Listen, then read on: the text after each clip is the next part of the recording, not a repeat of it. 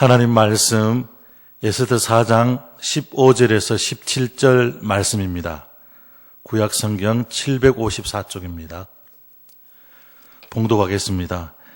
에스더가 모르드게에게 회답하여 이르되 당신은 가서 수산에 있는 유다인을 다 모으고 나를 위하여 금식하되 밤낮 3일을 먹지도 말고 마시지도 마소서. 나도 나의 시녀와 더불어 이렇게 금식한 후에 규례를 어기고 왕에게 나아가리니 죽으면 죽으리이다 하니라. 모르드게가 가서 에스더가 명한 대로 다 행하니라. 아멘.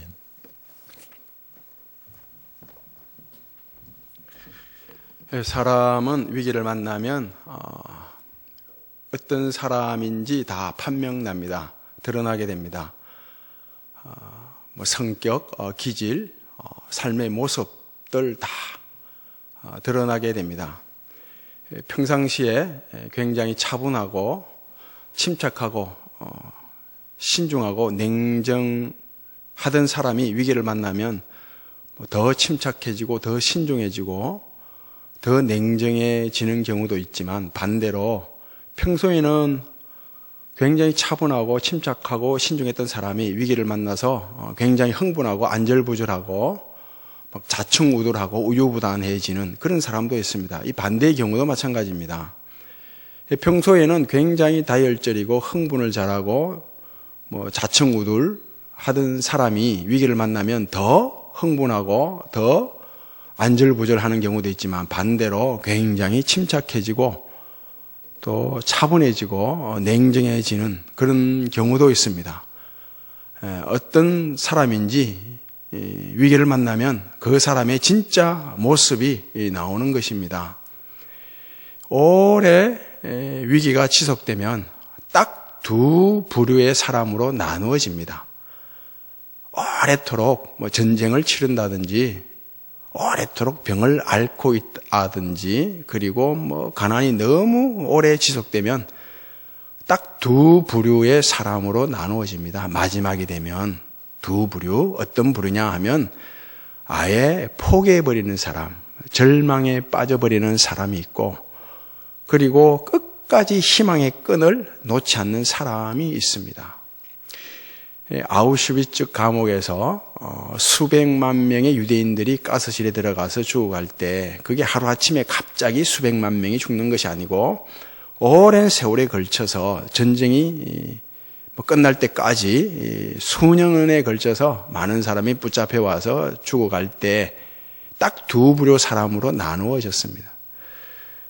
절망하는 사람, 우리는 죽는다, 절망했던 사람들은 다 죽게 되고, 그리고 끝까지 희망의 끈을 놓지 않았던 사람들은 마지막까지 살아남게 된 것을 우리가 책을 통해서 잘 볼 수 있습니다.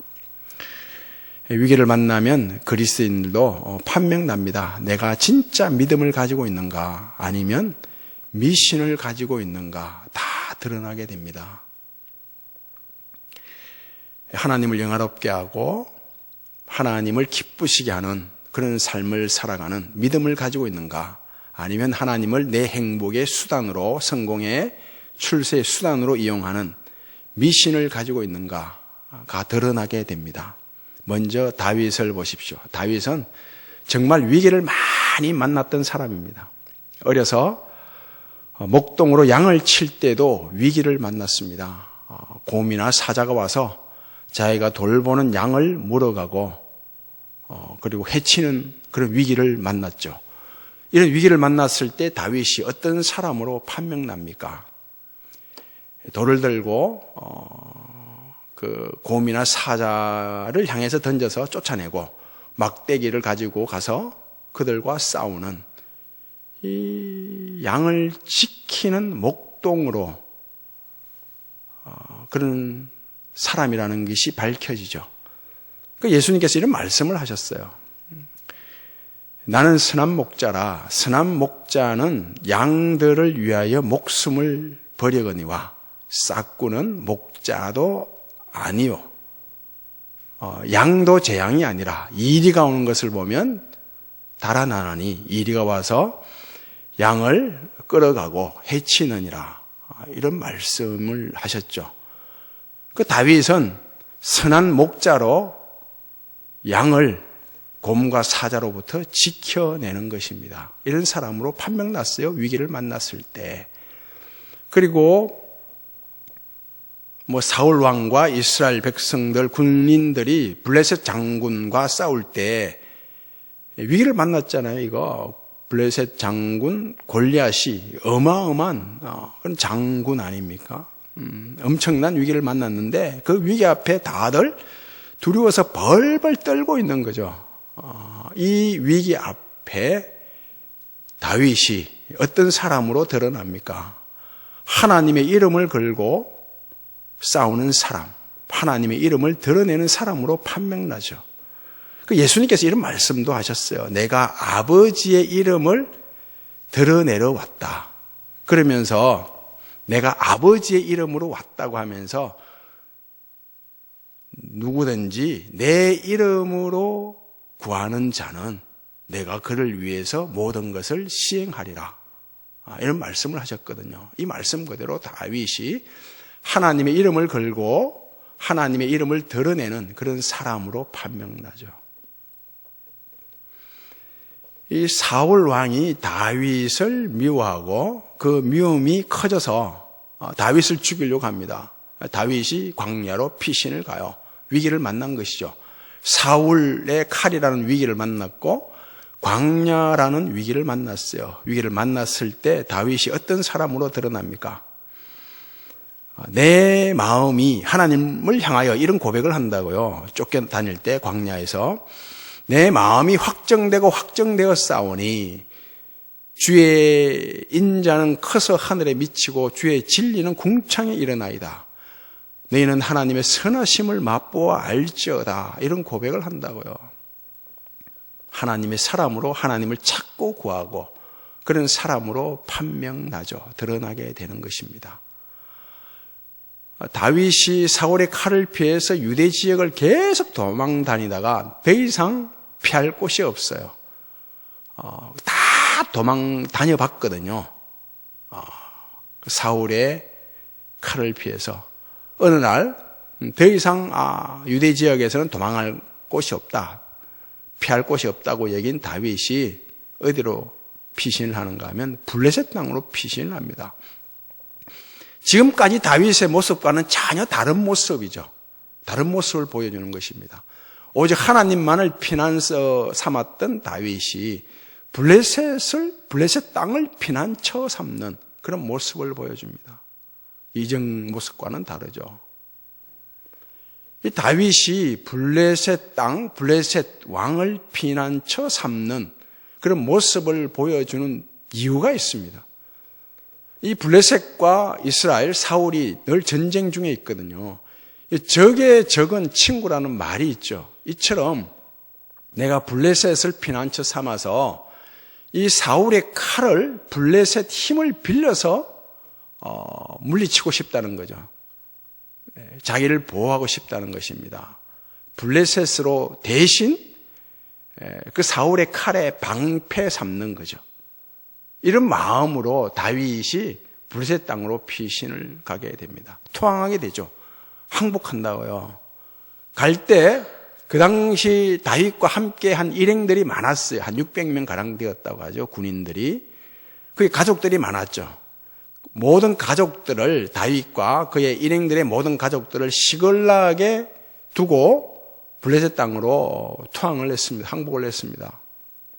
블레셋 땅으로 투항을 하니 처음에는 블레셋 사람들이 굉장히 좋아해요. 반깁니다. 반겨요. 이런 경우가 있습니다. 세상을 벗어나서 교회에 처음 들어와서 예수를 믿게 되면 모든 게 다 좋습니다. 하늘로 구름다리를 건너가는 그런 기분이 든다고요. 굉장히 좋아요. 행복해요. 그런데 한 3년쯤 지나면 이런저런 어려운 일들, 시련들이 닥칩니다. 이건 공통적인 거예요. 대부분 그리스도인들이 이런 과정들을 겪습니다. 그래서 이런 말이 있어요. 예수 믿고 행복 3년 끝. 그 이후로는 가스밭길이요 십자가의 길이라고.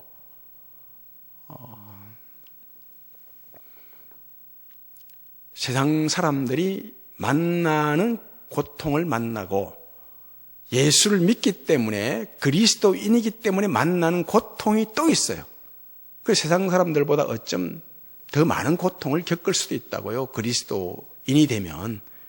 그래서 고통 문제가 해결되지 않고 어려운 문제가 풀리지 않고 집안에 이런저런 장애물이 생기고 우왕거리, 걱정거리가 있게 되면 하나님이 별로 내 삶에 도움이 안 된다. 예수 믿어도 별 수 없구나. 이런 마음으로 다시 세상으로 빠지는 사람들이 꽤 있습니다. 10명이 교회에 오면 적어도 반 이상은 3년 안에 다시 떠나게 됩니다. 떠나는 이유가 다 고통의 문제를 해결하지 못해서 그래요. 그 세상으로 빠져가면 세상이 처음에는 반깁니다. 그래, 네가 무슨 교회를 다닌다냐? 네가 예수 믿는다고 할 때 내가 알아봤다. 너는 예수 믿을 사람이 아니다. 그 세상 사람들이 처음에는 반겨요. 세상으로 빠지면. 그것도 잠시예요. 곧 어떤 일이 벌어지냐? 세상에 삼켜버립니다. 묻혀버려요. 마치 소금이 그 맛을 잃으면 땅에 벌어져서 밟히는 것처럼 세상에 밟히고 맙니다. 이런 말씀이 있죠. 어떤 사람에게 귀신이 붙어 있었는데 그 귀신이 떠났어요. 깨끗이 청소되었죠. 그런데 깨끗이 청소되었으면 그 안에 신령한 것으로 채워야 되는데 채우질 못했어요. 그러니 이 떠났던 귀신이 자기 친구들 떼거지로 데리고 와서 그 귀신 떠났던 사람, 그 빈자리, 빈 곳에 다 자리 잡게 된 거예요. 그러자 이 사람이 처음 귀신 들렸을 때보다 이후의 형편이 처음보다 더 형편없게 됐다. 악하게 되었다. 이런 말씀이 있지 않습니까? 이스라엘 백성들이 홍해를 건넜어요. 이스라엘이 애굽 땅을 벗어나서 종살이에서 벗어나서 홍해를 건넜는데 이 기쁨이 얼마나 큰지 모릅니다. 정말 행복했어요. 노래를 불렀지 않습니까? 기뻐서 좋아서. 그런데 그 기쁨도 잠시 마실 물이 없고 먹을 양식이 없자 불평합니다. 하나님이 다 주십니다. 그런데 계속해서 광야 생활이 힘들잖아요. 힘드니까 과거 생각이 나는 거예요. 애굽 땅에서 고기도 먹고 수박도 먹고 참외도 먹고 애굽에서는 그래도 종살이 했지만 비록 먹을 것은 제대로 먹었다는 것입니다. 먹고 싶은 걸 먹었다는 거죠. 그래서 애굽으로 돌아가고자 하는 마음이 생긴다는 사실을 알고 하나님이 이미 말씀하셨어요. 너희가 다시 애굽으로 돌아가면 분명히 애굽에서 빠져나왔는데 다시 애굽으로 돌아가면 처음에는 애굽 사람들이 너희들을 반긴다. 좋아한다. 그러나 곧 애굽 사람들한테 삼키고 말 것인데 과거에는 애굽 사람들이 너희를 종으로 사용했지만 이후에는 종으로도 사용하지 않는다. 완전히 버림받는다는 거죠. 블레셋 땅으로 피신한 다윗과 그의 일행들, 블레셋 사람들이 처음에는 반기고 좋아요. 그런데 잠시입니다. 잠시. 어떤 여론이 형성되는가 하면 그 블레셋 신하들 가운데 이 다윗이 어떤 인물인지를 알죠.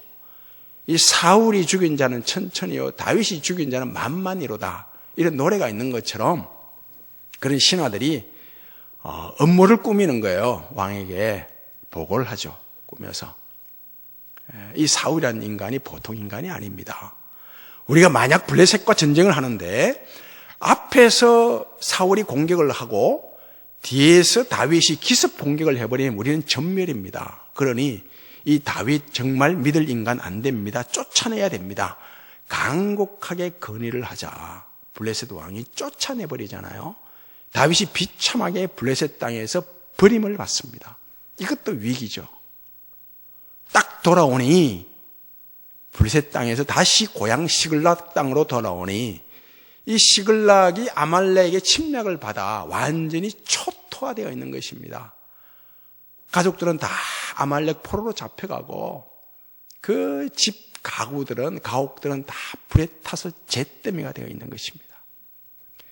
그러자 다윗과 함께 했던 일행들, 신하 군인들이 흥분한 거죠. 흥분했어요. 우리가 지금까지 다윗을 우리 지도자 삼아 쫓아다닌 결과가 뭐냐? 이 다윗이 우리 대장인데 다윗을 대장으로 섬긴 결과가 뭐냐? 이 가족들이 다 포로로 잡혀가고 우리의 가옥들이 다 불타고 초토화되고 그 돌을 들어서 이 모든 탓을 다윗에게 돌리며 다윗을 원망하며 돌로 다윗을 쳐서 죽이려고 하죠. 다윗이 깜짝 놀랍니다. 이런 위기가 없죠. 완전 삼중고 아닙니까? 블레셋으로부터 버림받았죠. 가족들은 다 포로로 잡혀갔죠. 그리고 지금 부하들이 자기를 죽이려고 하죠. 이 블레셋 위기를 만났을 때 블레셋 땅으로 피신한 결과 더 큰 위기를 만난 것입니다. 더 큰 위기. 절체절명의 위기예요. 다윗 생애에 이처럼 큰 위기가 없다고요. 없었다고요. 다윗이 정신을 차린 하나님께서 은혜를 베푸셨죠. 감사하게도 은혜롭게도 하나님께서 다윗을 불쌍히 이겼어요. 다윗으로 하여금 하나님을 찾고자 하는 마음을 주셨다고요. 놀라운 은혜예요. 다윗이 하나님을 찾습니다. 하나님을 구하는 자에게는 부족함이 없구나. 젊은 사자는 궁핍할지라도 하나님을 찾는 자에게는 결코 부족함이 없다. 젊은 사자, 용맹스러운 사자가 굶는 법이 없죠. 그런데 가끔씩 굶을 수 있어요. 젊은 사자는. 어느 때 굶는가 하면 가뭄이 계속 오래되면 그 들에 광야에 풀이 안 자라잖아요. 비가 안 오니까 풀이 안 자라면 초식 동물이 다 죽어버립니다. 초식 동물들이 생산을 못해요. 다 죽어버려요. 그러면 젊은 사자는 이 죽은 고기는 안 먹잖아요. 그럴 때 굶어요. 젊은 용맹스러운 사자가 굶을 때가 있다고요. 설령 젊은 용맹스러운 사자는 궁핍할지라도 하나님을 찾는 자는 결코 굶주리지 않는다. 부족함이 없다. 이걸 알게 되는 거예요. 이런 고백을 하죠. 하나님으로부터 용기를 다시 얻게 되고 위로를 받고 힘을 얻게 되죠. 그래서 군인들을 자기 부하들을 다시 추스려서 아말렉을 추격하러 갑니다. 가다가 굶주린 애굽 소년을 만나요. 지금 가족을 되찾아 오는 일이 굉장히 급하잖아요. 이 굶주린 소년 한 명이 대수롭지 않죠. 그런데 이 굶주린 소년을 다윗이 먹입니다. 하나님의 사람이라는 것을 보여주는 거예요. 조금 전에 하나님을 만났기 때문이죠. 이 소년의 힘을 빌어서 도움으로 아말렉이 있는 곳을 가게 되고 손에 피 한 방울 묻히지 않고 온 가족들을 다 찾아오고 엄청난 전리품을 얻게 돼요. 이 추격하러 갈 때 그 버솔 시내에서 한 200명이 우리는 더 이상 힘들어서 먹을 것이 없어서 기운을 못 차려 우리는 추격하지 못하겠다 눌러 앉았거든요. 그들을 내버려 뒀어요. 그냥 너희들은 쉬어라. 여기서 쉬게 하고 갈 수 있는 사람만 가자. 가서 다 찾아왔다고요. 가족들 찾아오고 전리품 엄청 챙겨오고. 그런데 이 전투에 추격하는데 참전하지 않았던 이 블레셋에 눌러앉았던 사람들에게도 똑같이 분배하잖아요. 이게 다윗의 진면목 아닙니까? 하나님의 사람의 진면목이죠. 하나님의 사람으로 판명나는 것입니다. 이 사건 이후로 지긋지긋한 다윗의 광야 생활이 끝이 납니다. 마감되는 거예요. 이어서 바로 사울 왕이 죽고 다윗이 왕위에 오르게 되는 것입니다. 엄청난 절체절명의 위기를 만났을 때 다윗은 하나님의 사람이라는 것을, 내가 하나님을 구하고 찾는 사람이라는 것을 유감없이 발휘하지 않습니까? 이 초대 교회가 예수 그리스도의 복음으로 힘을 얻었어요. 점점 복음이 전해지고 그 유대 교회에서 기독교인으로 종교를 바꾸는 개종하는 사람들이 많아졌어요. 그러자 유대인들이 기독교인들을 미워하고 핍박하죠. 이 헤롯 왕이 이 기독교인들의 세력이 점점 강해지자 유대 지역을 다스리는데 어떤 위협을 느끼는 거예요.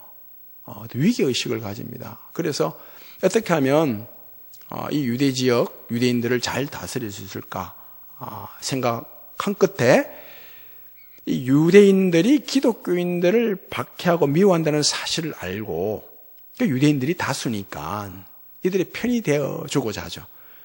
기독교인들을 잡아서 죽이면, 그 교회 지도자를 잡아서 죽이면 그 유대인들의 환심을 얻을 수 있겠다고 해서 먼저 교회의 지도자 야고보를 잡아서 죽이지 않습니까?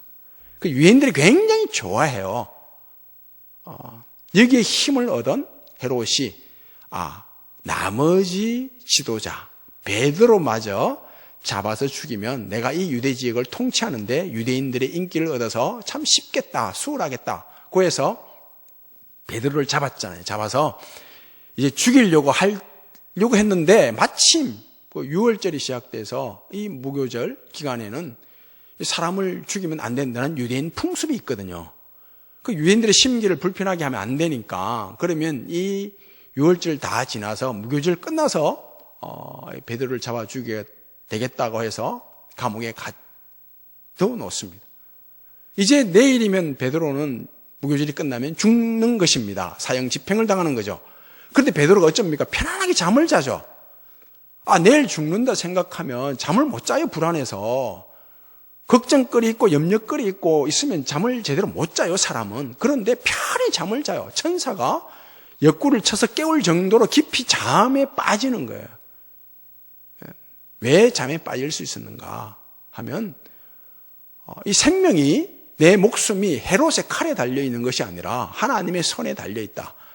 내가 죽고 사는 것이 하나님의 손에 달려있다고 생각하니 편안히 잠을 자죠.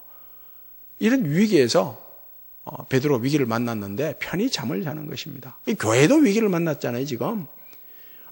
야고보가 이미 죽었는데 베드로마저 죽게 되면 우리 교회는 어떻게 되나?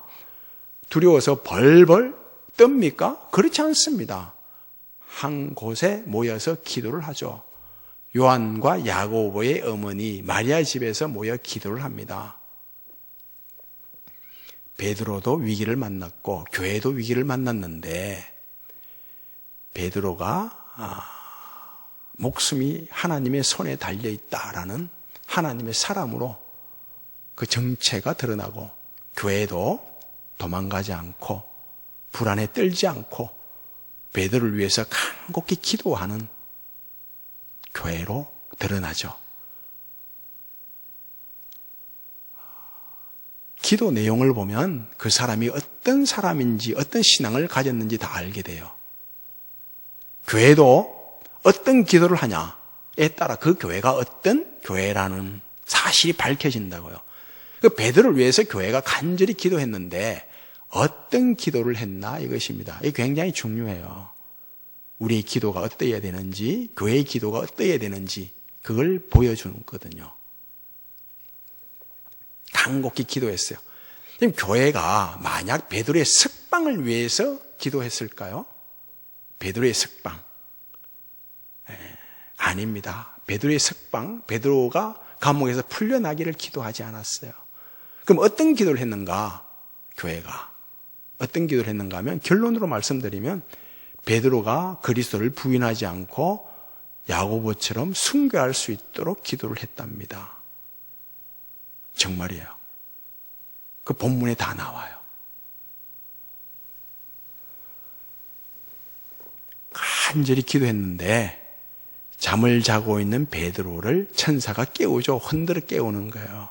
흔들어 깨워서 신을 신기고 옷을 입히고 불과 학력적인 힘에 이끌려서 지금 기도하고 있는 마리아 집으로 갔습니다. 베드로가 가서 대문을 두드리죠. 두드리니까 기도하던 그 교인들 중에 한 사람 로데가 문을 열러 나간 거예요. 베드로를 보고 깜짝 놀라죠. 깜짝 놀라요.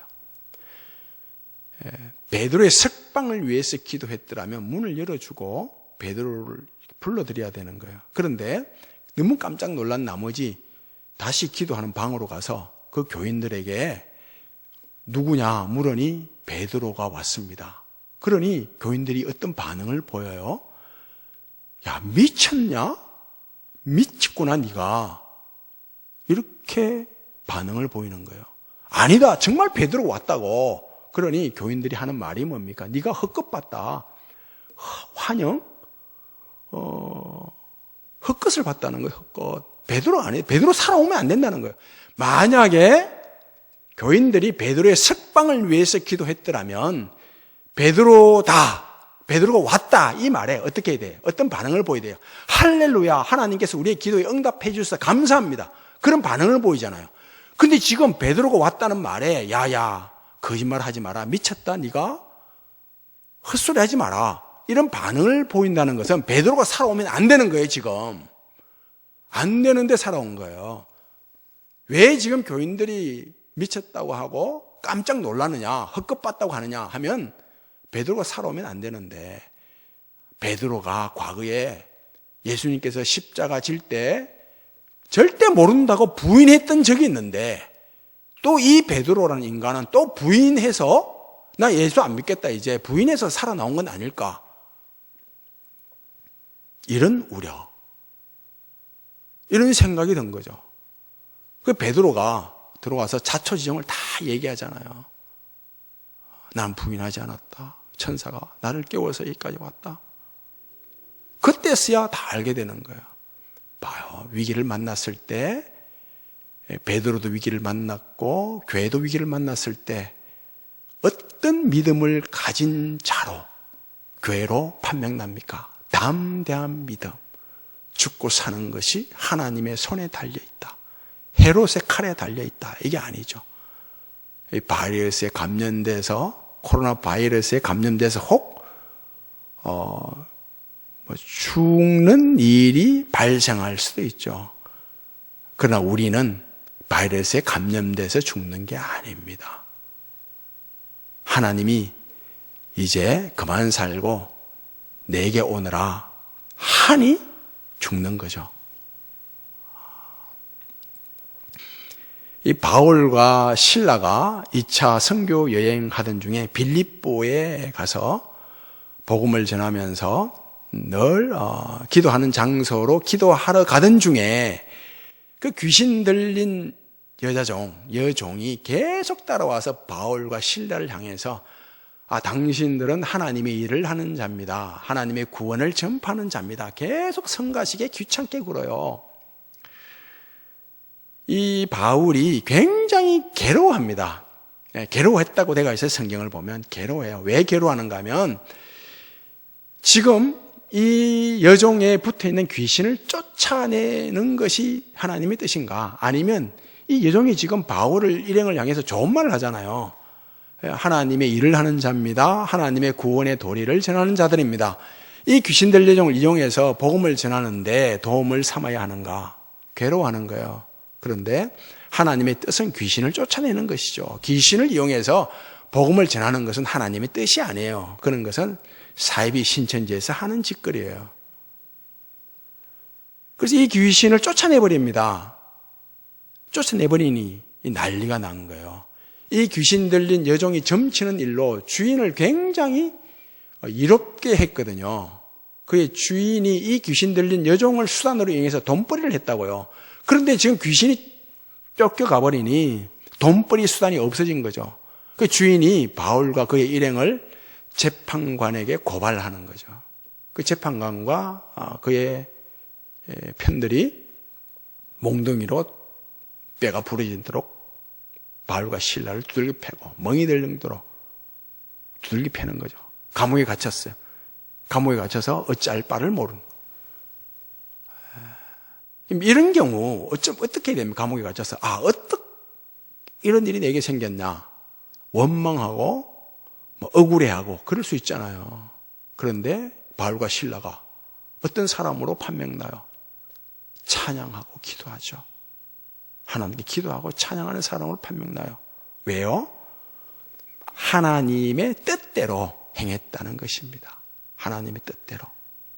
귀신 들린 여종을 복음 전하는데 사용하지 않고 귀신 들린 여종을 치료하는, 쫓아내는, 이게 하나님의 뜻이고 하나님의 구원 아닙니까? 하나님 뜻대로 행했다는 거예요. 그리고 기쁜 거예요. 이 기쁨이 하나님께 기도하게 만들고 하나님을 찬양하도록 만들었다고요. 오늘 본문 또 그렇잖아요. 이 에스더 유대인이에요, 유대인. 이 유대인인데 아하수에르 왕의 왕비죠, 페르시아 왕국에. 유대인들이 하만의 음모에 의해서 전멸당할 위기를 만난 거예요. 민족이 완전히 멸망당할 위기를 만난 겁니다. 이럴 때 이 왕비인 에스더 입장이 그렇습니다. 내 신분, 내가 유대인 출신이라는 신분을 숨길 수도 있어요. 그리고 또 불안에 떨 수도 있죠. 두려워서 어디 숨을 수도 있어요. 그러나 에스더 어떤 모습을 보여줍니까? 당당히 나서죠. 죽으면 죽으리라. 하나님 나라와 자기 민족을 위해서 당당하게 왕에게 나아가서 우리 민족을 죽이려고 하는 저 하만을 죽여달라고. 예수님께서 이런 말씀하셨어요. 무릇 살고자 하는 자는 죽을 것이고 나와 복음을 위해서 자기 목숨을 버리는 자는 살리라. 이 말씀 그대로 하나님 나라와 민족을 위해서 자기 목숨을 버리잖아요. 에스더가 그런 사람으로 판명나요. 그러니 민족도 살고 자신도 살게 되는 그런 결과를 가져왔죠. 우리가 잘 아는 다니엘과 그의 친구들도 마찬가지잖아요. 하나님이냐 우상이냐. 그 선택의 위기를 만났죠. 하나님을 선택하지 않습니까? 사자굴을 만나고 풀무불을 만났어요. 이것도 위기죠. 그 다니엘과 그의 친구들이 어떤 고백을 합니까? 하나님이 분명 이 풀무불에서 사자굴에서 우리를 건져내실 것을 믿습니다마는 확신합니다마는 그리 아니할지라도 하나님이 설령 이 풀무불에서 사자굴에서 우리를 건져내지 아니한다 할지라도 우리는 하나님만 섬기겠습니다. 하나님만 찬양하겠습니다. 하나님을 찾고 구하고 하나님을 영화롭게 하는 사람으로 판명나지 않습니까? 이 하박국도 마찬가지예요. 무화과 나무가 무성하고 포도나무에 열매가 있고 감람나무에 소출이 있고 밭에 먹을 것이 있고 우리의 양이 있고 외양간에 소가 있는 거 당연한 거예요. 그런데 당연한 것이 없어요. 무화과나무에 무성한 것이 없고 포도나무에 열매가 없고 밭에 먹을 것이 없어요. 외양간에 소가 없어요. 위기예요, 위기. 위기죠. 먹을 것이 없는데 위기죠. 포도나무에 열매가 하나도 없는데 이거 위기죠. 이 위기를 만났을 때 어쩝니까? 불평 안 하죠. 안 합니다. 구원의 하나님으로 인하여 나는 기뻐하고 즐거워하리로다. 하나님의 사람인 것이 판명나는 것입니다. 히스기야 왕이 죽을 병을 만났어요. 죽을 병. 왕이 중병에 걸렸다. 그러면 온 나라 전역에 용하다는 의사는 다 의원들은 다 불러서 치료받았을 것이고 또 신통한 약들은 다 구했어요. 그런데 백약이 아무런 효염이 없어요. 죽을 날만 기다리는 거예요, 지금. 하나님께서 그렇게 말씀하셨어요. 이제 곧 죽으니 유언해라, 짐 싸라. 그랬거든요. 그럴 때 히스기야가 어떤 모습을 보여줍니까? 그럴 수도 있어요. 왕인데 내가 얼마 남지 않았다.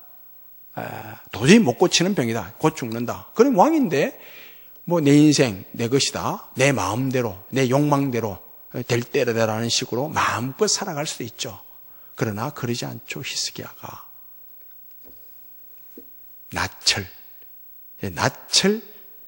벽으로 향하고 하나님께 기도합니다. 하나님, 내가 진실과 전심으로 행한 것을 기억해 주옵소서.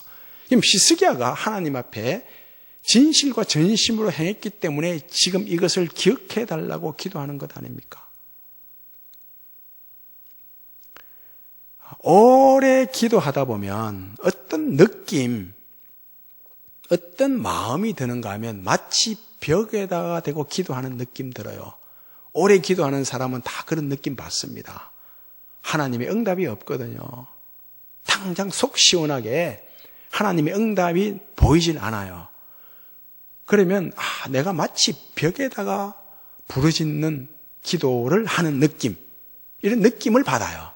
그러나 이 죽음의 벽, 우리의 삶의 벽을 무너뜨리는 것은 벽에다가 하는 기도밖에 없습니다. 낯을 벽을 향하여 들고 하나님께 마치 벽에다가 부르짖는 것 같은 그런 기도, 오랜 기도만이 우리의 삶의 이런저런 벽들을 무너뜨려요. 그 죽음의 벽, 우리의 삶의 이런저런 벽들을 무너뜨리는 것은 벽을 향한 기도밖에 없다고요. 그런 하나님의 사람인 것이 드러나게 되죠. 우리가 사회주의, 공산주의를 목숨 걸고 반대합니다. 반대하는 이유가 뭐예요? 반대하는 이유가 사회주의, 공산주의가 되면 못 살아서 가난해서 그것도 이유가 될 수 있어요. 공산주의가 되고 사회주의가 되면 언론의 자유가 없어서 그것도 이유가 될 수 있습니다. 그러나 더 궁극적인 본질적인 이유는 이 공산주의, 사회주의가 되면 교회가 없어지기 때문입니다. 교회를 없애버리거든요. 사상 교육을 시켜서 신앙을 없애버립니다. 공산주의 사상은. 그래서 목숨 걸고 반대하는 것입니다. 살다 보면 크고 작은 위기를 만납니다. 위기를 만날 때 어떤 사람으로 내가 드러나야 하는가? 어떤 사람으로 판명되어야 하는가? 하나님이여, 목마른 사슴이 시냇물을 찾아 갈급한 같이 내 영혼이 주를 찾기에 갈급하나이다. 하나님은 나의 구원이시오, 나의 힘이시오, 나의 반석이시라. 환난 날에 만날 도움이시라. 내가 여호와를 기다리고 기다렸더니 하나님이 내 부르짖음을 들으시고 응답하셨도다. 나의 힘이 되신 여호와여, 내가 주를 사랑하나이다. 이런 고백이 입술과 삶을 통해서 드러나는 믿음의 사람, 기도의 사람, 말씀의 사람으로 판명나는 그런 은혜가 있기를 바랍니다. 네, 기도하겠습니다. 하나님 아버지, 우리가 살다 보면 이런저런 크고 작은 다양한 위기를 수시로 만납니다. 그럴 때마다 내가 과연 어떤 사람인지, 말씀의 사람인지, 기도의 사람인지, 믿음의 사람인지, 순종의 사람인지, 감사의 사람인지 잘 드러나게 됩니다. 변함없이 하나님을 찾고 구하는, 하나님 편에서는 그런 하나님의 사람으로 살아가는 그런 사람인 것을 드러내는 그런 은혜가 우리에게 있게 해 주옵소서. 예수님 이름으로 기도하옵나이다. 아멘.